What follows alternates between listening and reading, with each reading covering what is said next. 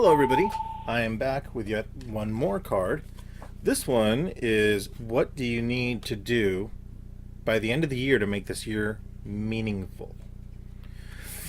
Ooh, that's not that's not a short video, is it? I'm going to try my best on that because I've been trying to compress the videos down to where they're a little tighter. And I know initially I had said I was going to try and keep them around 10 minutes, but I've been failing miserably in keeping them at 20. So I did write down a list that I thought would help me out with this a little bit. So there's loads of things that whenever it says, what do you need to do by the end of the year to make this year meaningful? I took that in a couple of different ways. Was it talking about goal-oriented things? Was it talking about physical things? There's a laundry list of things that reside in my head that I want to do before the end of the year. And the scary part is it's already March. It's the middle of March, and this coming weekend I have a show that I'm trying to get ready for. So there's always little immediate goals that I have to try and get to. But so what I did was I went back and looked at it, and let me just jump into it. First one was to keep drawing. And that seems so understated when I say it that way, but the truth is that that's something that I've struggled with from time to time. Actually, quite a bit more than I'm willing to admit. I don't mind drawing, but sometimes there's moments when I just don't feel like anything that I'm drawing has any real merit to it. And I forget that a lot of it is that even if it's bad drawing or good drawing or whatever it is, at least I'm drawing. I'm pushing my craft forward and I'm doing something progressive with it in one fashion or another. I mean, I can't expect every single drawing that I do to be good, and I know they're not. I have reams of sketchbooks that say that I'm a pretty terrible artist at times. So that's one thing that if there's anything I want for this year to be more meaningful with, it's that I appreciate, celebrate, and keep on drawing. The next one would probably be to manage my goals. I don't know about you guys, but there's a lot of times that I'll put all of these goals kind of set out there for the year. Like, okay, this is the year that I'm going to do, X amount of drawings, or I'm absolutely going to finish Inktober this year, or I'm going to make sure that I don't go to the art store and buy more art supplies than I can actively use. And those are things that, as silly as that sounds, because one of the things I do is retail therapy for myself, which is horrible. And this is especially true if I go into like Cold Snows or Utrecht or something like that. I'll go in, and even though I know darn well I've got a certain number of pencils or brushes or paint or whatever it might be, I still feel inclined to want to buy more art supplies. That's not to say that I don't run out. That's not to say I don't use them up. I'm just not using them up as quickly as I'm attempting to replenish what I'm doing, because it makes me feel like I'm getting something done. So if that's anything, that's probably the top goal there, is to curtail my spending and just have a much more realistic approach to how that would go. That's at least one example. Let me see here. The third one I thought was giving expectations to myself. This one, when I first thought about it, the reason I said that was because there are times whenever I feel that I don't give myself rigid enough expectations to adhere to. There are times whenever I feel that I could execute a project or overcome a problem far more succinctly. There are times when I feel like that I could get past a project far easier if I'm able to sit there and give myself, expectations that are attainable, that are reachable. I've gone through a really bad habit where things I want to do have to be perfect, and that's not always going to be the case. In fact, I don't know that perfection is necessarily attainable in anybody's book. I don't know that anyone can do that, and probably the artists or people in general that realize that perfection is unattainable are the ones that are going to be the happiest, are the ones that are going to be the most prolific with their output, even beyond art. So then the next one is a little more down to earth. It's organizing my studio better, but not just keeping it organized, which this side of the studio is fantastic. That side over there is like the far off wasteland. It's like the forbidden zone. And I've finally gotten this to where, I can sit down and I can set up for a vlog like this, or I can work on my computer or work on other stuff, because I've got some areas set up back here, like the workbench back here, and I've got my workstation here, and this whole setup where I've got lighting set up around me and all these other points, for key lights and stuff like that. This was so that way I didn't have to keep fumbling with getting a camera out and working with it and trying to set all this other stuff up. That sort of thing has actually helped quite a bit in my other goal sets, because it's something where it's set up, it's ready to go, it's cat proof, which is absolutely necessary down here. And those sort of things help me get my stuff done faster, because as soon as this is done, then I just drag it over and edit the video from there, and I'm ready to go. Previously, when I would do other videos, I would have to set up at different points in time. Sometimes I didn't film it all at the same time because I didn't take the time to write down show notes. I didn't really prepare ahead of time what I was going to say, at least mentally. So this takes a whole nother aspect out of the equation where I have to set up, every single time, and it's nice to finally have that. So I think that's one that I could probably build upon even better, and make sure that I keep it as streamlined as possible. Because part of the problem with being a working professional is making sure that you make a system that works for you, but then keeping your area clean, clear, and consistently working to find better ways to make it work for you, so it's not so hard on you. Okay, so the next one I had down was growing as an artist.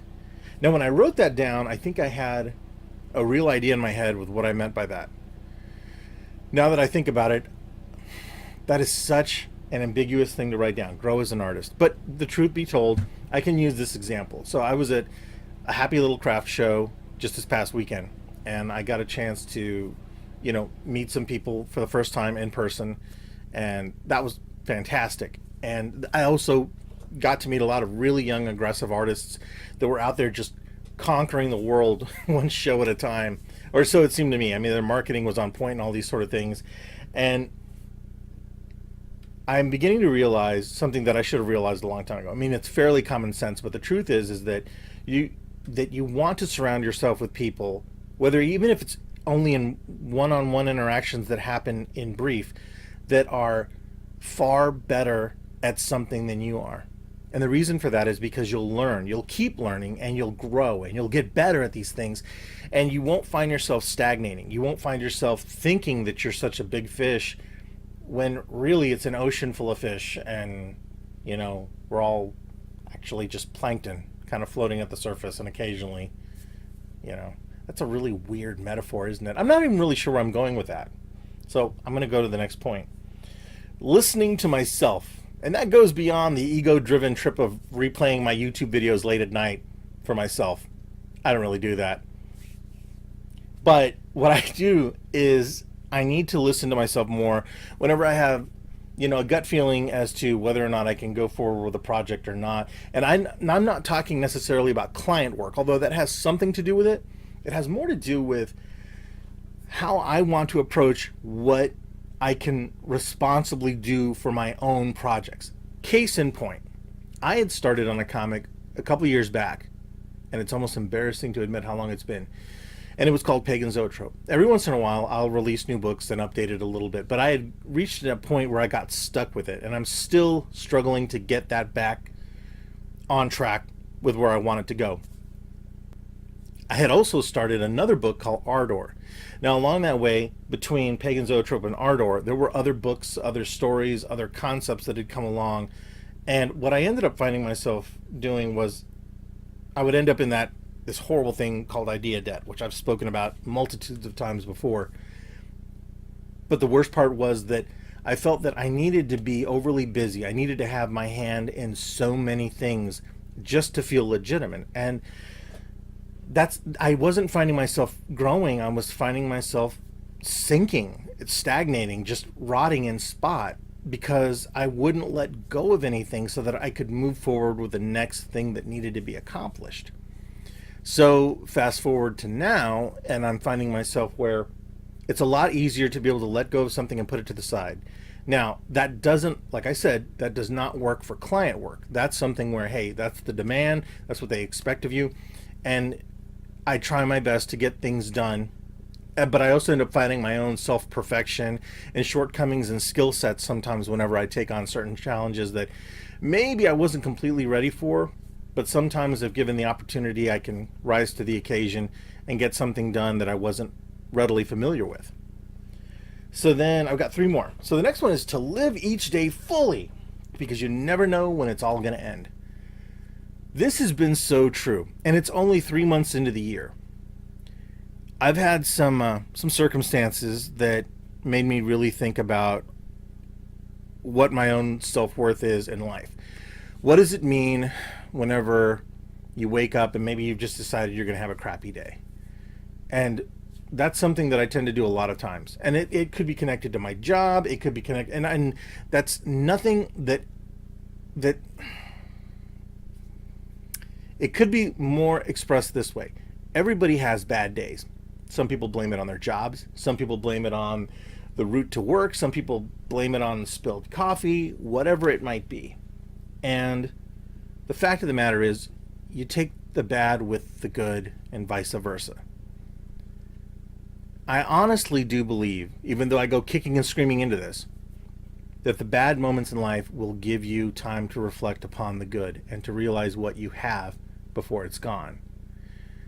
There's so many moments in life in the past that I can look at them now with so much clarity. But the reason is because we replay those things, or at least I do in my mind, and I go back over them and think about, like, well, what if I had done this? What if I had done that?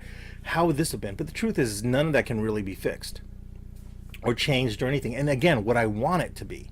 So I look at it where I have to remember the words of a friend of mine, Andrew Sloan. Before he passed away, this, it's kind of a weird thing, but he had passed away after he had managed to survive quite a while. He had brain cancer. And long story short, without going into too much detail, it had been wrapped around the creative center of his brain. And I'm no doctor, so I don't know this, and this is just what I'm remembering. A lot of it I've kind of shut out. But up till the end, he was creating artwork. No one ever comes into this world thinking, hey, I'm only going to live like 20 years or 30 years or only 40 years, but it happens. And so I have to remember that those moments where I can afford to take that extra time to get motivated, to stay on top of it, even if I don't feel like it, where the real reward will be for me. Well, for any one of us, really. Because you can sit there and you can make all the excuses you want in the world. I have a migraine right now, but I wanted to do this video. So I'm powering through this because that's important to me. This is something where I could have gone upstairs, I could have gone to sleep, passed out, taken some medication and been fine. But then I would have woken up the next day and felt horrible about this because it's like, that was one more night that I just can't get back. So sometimes, if it's bad enough, no, you change course and you do something else.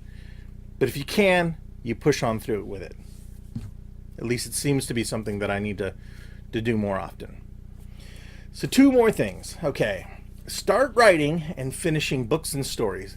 That kind of cuts back into what I said earlier, because there's a lot of times that I'll start with an idea, I have a genesis or a seed that I just don't push beyond that. And there's a ton of things that I feel like if I had a little more time or a little more effort into it, I could make something really work from that. I don't know how many artists end up going through that, because that's always a really weird thing to talk to other creatives about. Sometimes people aren't always open about their creative process or what they're struggling with. Sometimes people just have a watershed moment and they talk about what they're going through and what they would like to accomplish. And this is I've had that happen with even people that are maniacally well organized. They're a well-oiled machine and they're creating and doing all these things. And I'll talk to them and say, man, this is wonderful, or this is great. And they'll go, yeah, that's all fantastic, but there's this that I still haven't done. And they'll name off 5 or 6 more things that to me would have been like, yeah, but that's just icing on the cake. But to them, that's really the preeminent goal that they have in mind that they wanted to get done. And the hell with everything else they've gotten done. I mean, this was easy for them. Or maybe it's just, but this is done and now I want to move on to something else.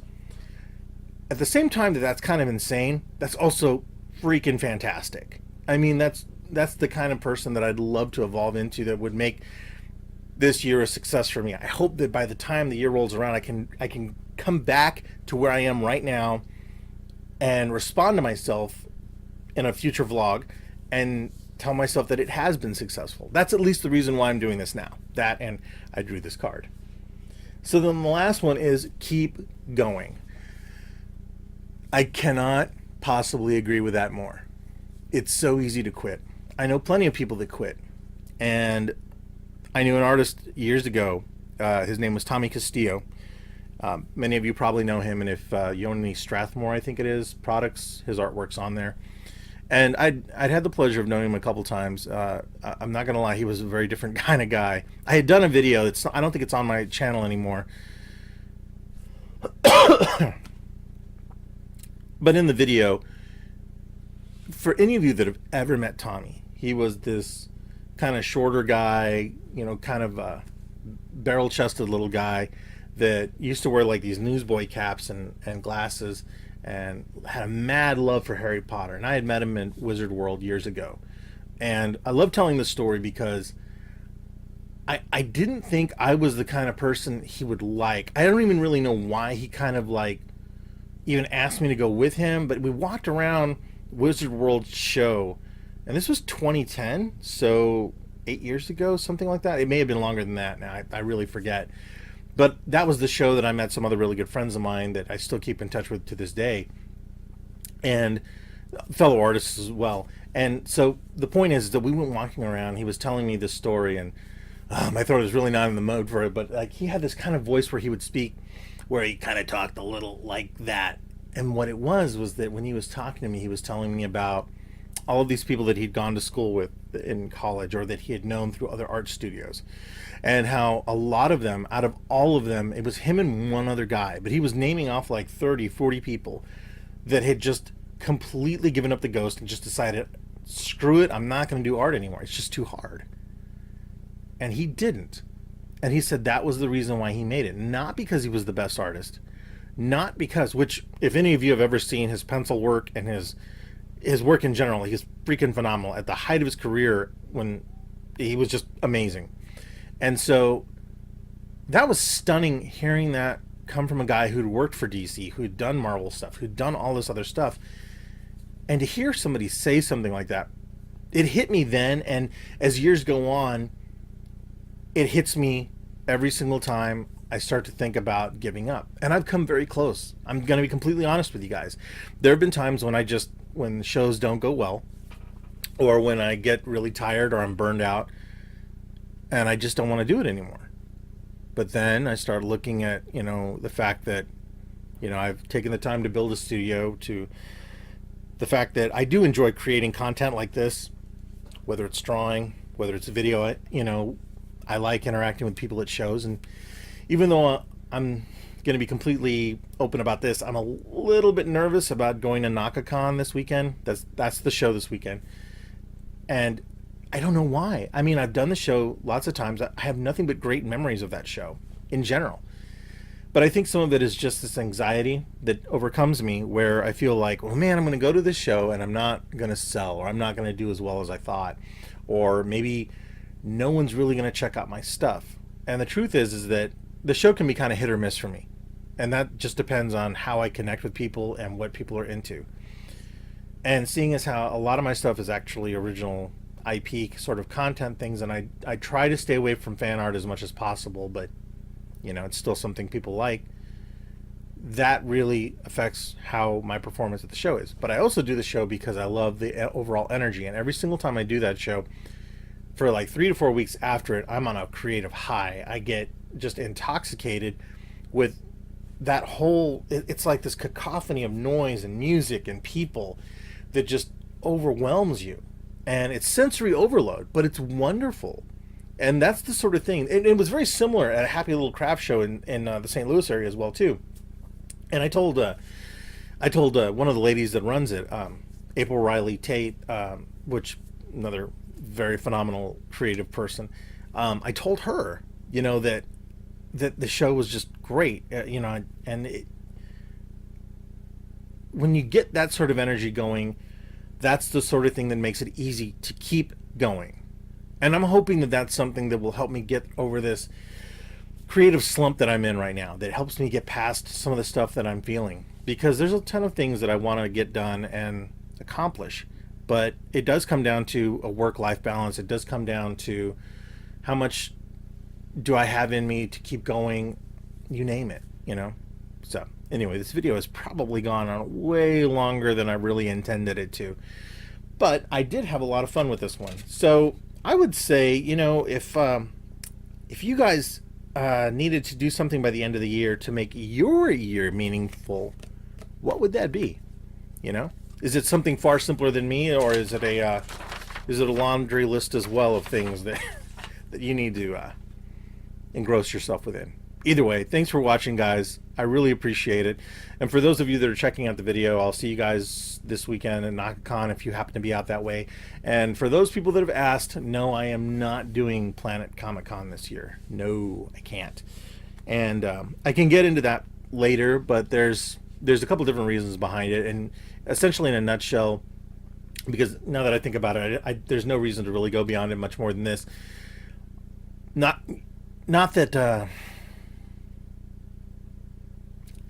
The hardest part has been making any sort of real return when I do Planet Comic-Con. 9 times out of 10 when I do the show, I will sort of squeak by, and that's if I don't count all the other expenses that I need to. And that's not the way to run a business. That's not the way to do this. I can sit here and eulogize myself over and over again in my career, on, you know, participating in Planet Comic-Con. That's not going to do anybody any good, especially not me.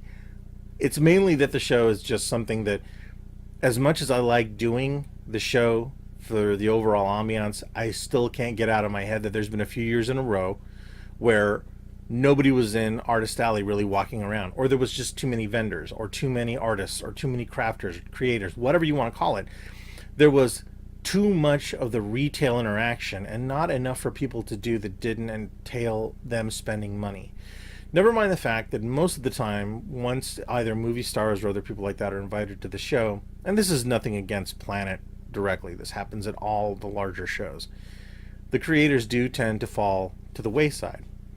And there is more of a movement out there where these shows cannot really exist without creatives.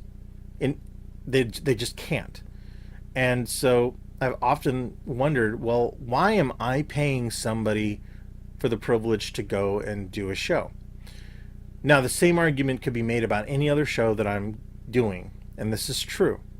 But if you're a smaller show, or you're a show that at least to some degree really goes a cut above to offer ways for the creatives to be able to make money and to get their stuff out in front of people, then I'm all for it. And I'm great with that.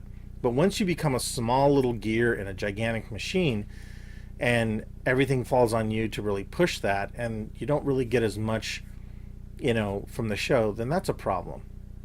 So, but again, I'm going to get off my soapbox, because I really do wish everybody else that's going to be doing Planet Comic-Con a heck of a lot of luck. It's the 20th anniversary, I think, of the show. And I know that a lot of people are going to. I think everybody I know is actually going to do that show. I am not, but that doesn't mean anything, because I know that nobody's really going to even realize I'm not there. Most of the time, every year, very few people can find me, and I don't know why. In years prior, I'd publish on social media, I'm here, come here, or this sort of thing, but you know, showing little close-ups of the maps and stuff, it never really mattered. So anyway, thanks again for watching, guys. I sincerely appreciate it, and I will catch you in the next video. See ya.